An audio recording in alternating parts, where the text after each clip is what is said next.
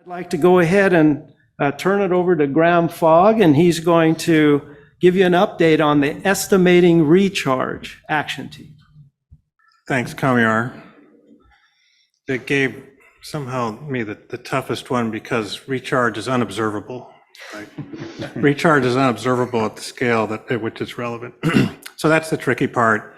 And our goal, well, I'll tell you what the committee thinks its goal and purpose is.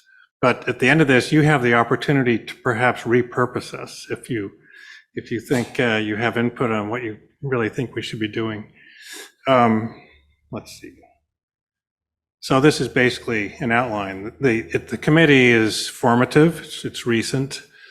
So we're down to the point of figuring out what we want to do and what's the scope. What we don't want to do is create a technical manual. This is not this is a volunteer network, Floodmar. We're not going to create a technical document. But we think we know of some practical considerations at the landowner level and at the GSA level that would be helpful. And these things relate to better understanding of recharge process and better understanding of the kinds of data that would be helpful. And the landowners are quite relevant here because some of the data that would be needed might only be available through the actions of the landowners. The target is not hydrologists. You could hire a hydrologist, a hydrogeologist, and in most cases, they could come up with an estimate of recharge for you. It might take 3 years. That is one of the facts of the matter in estimating recharge amounts, though. So let me look right here. So the objective, it's outline approaches for practical estimation. Landowners, our audience, I covered that. And also to note some data collection that we think could be particularly strategic to support estimates and minimize future costs. And this slide looks a little bit different than the one I created, but I'll go with it. One of the things I see that's an impediment is there's some misunderstandings of recharge. So there'll be a little tutorial or description of recharge fundamentals and what are the key factors there. Yeah, these are not the slides that I created last night. These are some weeks old, but that's neither here nor there. So we're taking a two-tier approach. The first tier is what you've been hearing about already, where people are estimating how much water was diverted for recharge and then apply a percentage to that. For example, in Pajaro, Andy Fisher, they estimate the amount of water diverted, and there's methods for that. And we can refer to existing literature for those methods on how to estimate water diverted onto a field, for example, for recharge. So there'll be that. But then there's the question of, well, what percentage? The percentage is a gross estimate. It's a first order estimate. Andy Fisher can give you a 20-minute lecture on how he came up with 50%, and it's valid. And in many cases, that's the kind of thing that will be done on a first order because it's so hard to get to an actual, what might be regarded as a measurement of recharge. So landowners are going to say, well, why not 70%? Why not 200%? Why not 100%? Well, that's where you need to also be engaged in some kind of measurements that allow you to refine that estimate. That can come through time and through monitoring and modeling. And so the idea is give people the ability to come up with a first order estimate, go with it, and then evaluate over time whether those percentages should change by actually measuring recharge.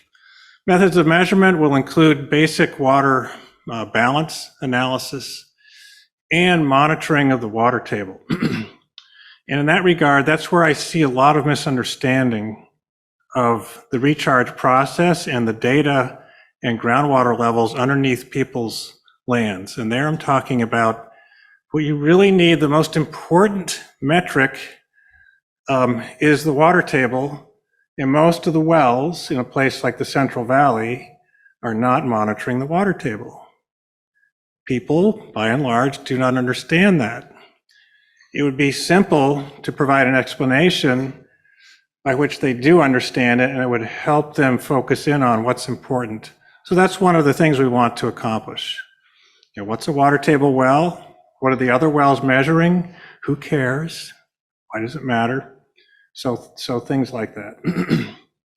And then there's interesting things coming along like gravimetric, and I'm not talking about GRACE, but site-specific microgravity measurements of changes in groundwater storage that could provide, I don't want to say silver bullet, but a very valuable tool for bypassing some of the uncertainty problems we have with the classical methods of estimating recharge. So, you know, we'll kind of put some ideas out there for people to think about, and maybe for the state and others to pursue some research on. Okay. Am I running out of time?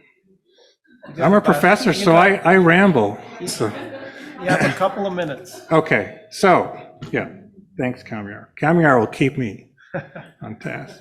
So next steps,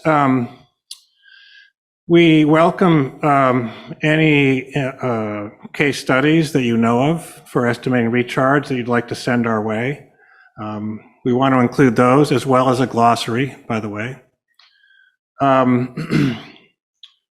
And better tools for estimating recharge, I referred to the recent site gravimetric, microgravimetric methods already. And, you know, we do, you know, I have a constant plea for more actual water table data. And again, 90% of the well data in the Central Valley is not the water table. And who cares? Well, we can talk that over at the next happy hour.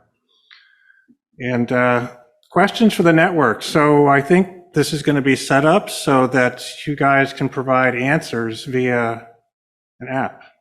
Yep. That's all figured out right here. So here's some questions we'd like you to consider to ping us on. What's confusing about estimating recharge to you? What do you find confusing about it?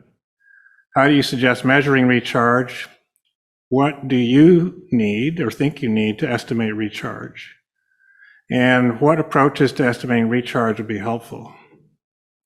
For example, step-by-step instructions.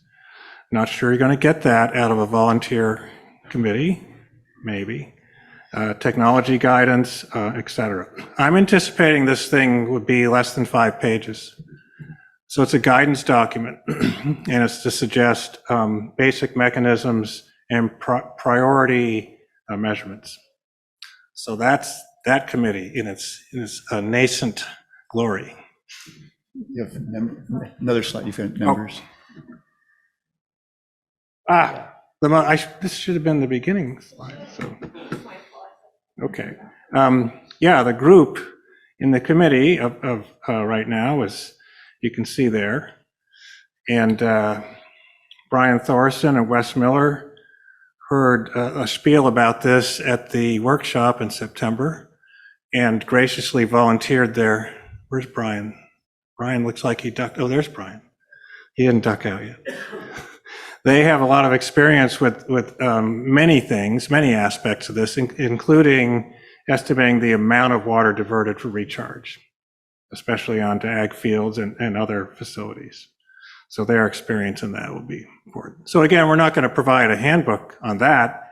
We'll refer the readers to resources that can help them do that and describe some of the basics. So it's a great group. We've only met twice though, or maybe one and a half times. Thank you, Graham. Okay. Kamiar, may I offer 3 short pieces of instruction? Sure, please. Okay, and would you advance the next slide? Yes. So we've got, thank you, Graham. Yes, quick. No, Graham. And the whole group, really. I mean, Graham's presenting on behalf of the entire Estimating Recharge group. So 3 quick pieces of instruction. Following each action team presentation, we're putting up an optional QR code. If you wanted to provide some initial feedback or initial reactions, what do you think about this group's work or focus?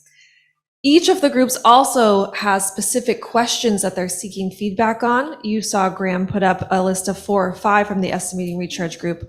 Understandably, we don't have time to collect feedback on all of those very rich discussion-worthy questions, so we're going to follow up with an actual form, a Google form or a SurveyMonkey next week, and hopefully encourage all of you to give us feedback on each of the action teams to the extent that you're inspired. And third, all of these action teams, membership is open on a perpetual basis. So if you want to join any of them or all of them, get in touch with any one of us and we will put you on the list with the right people in the right place.